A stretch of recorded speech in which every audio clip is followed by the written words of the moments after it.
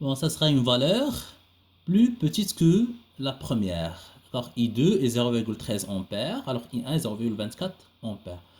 Bon, alors tout simplement, pourquoi ici on a la valeur affichée par l'ampèremètre 2, c'est-à-dire l'intensité I2, plus petite que celle affichée par l'ampèremètre 1. Alors, tout simplement car la résistance R2 est plus grande par rapport à la résistance R1.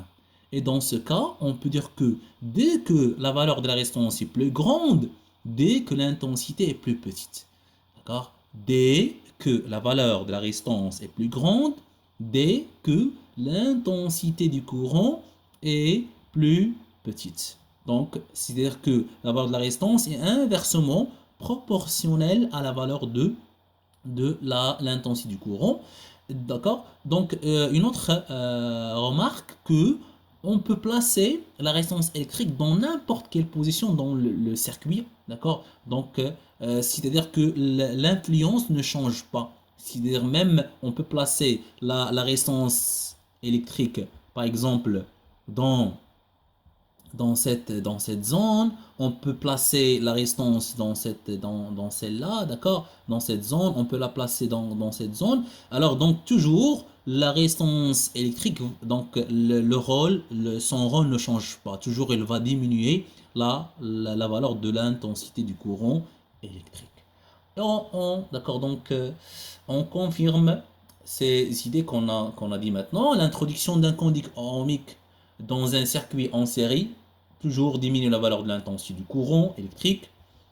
En conclusion, lorsqu'on utilise les conducteurs ohmiques, alors donc c'est pourquoi, pour quelle raison? Pour diminuer l'intensité du courant électrique dans un circuit.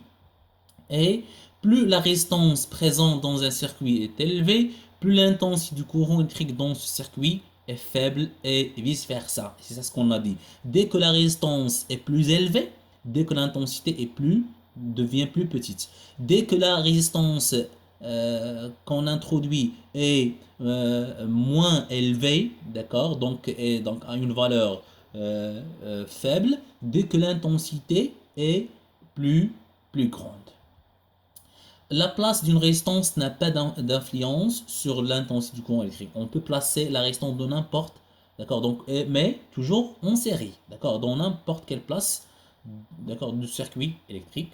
Et on termine par cette remarque, le meilleur conducteur possède une résistance électrique faible. Par exemple, les conducteurs qu'on a vus, par exemple les métaux, le fer, l'aluminium, le zinc, le cuivre, le plomb, l'or. Alors le meilleur parmi ces conducteurs, alors donc celui qui possède une résistance électrique plus faible. D'accord? Alors c'est-à-dire donc par exemple si par exemple l'argent c'est un bon conducteur. D'accord? Alors pourquoi c'est un bon conducteur? Car il a une résistance plus faible. D'accord? Le fer, d'accord, donc c'est un bon conducteur, mais moins par rapport à l'or, par rapport à l'argent, car le fer possède une résistance plus grande par rapport à celle de l'or, ou bien par rapport à celle de l'argent, par rapport même à celle du cuivre.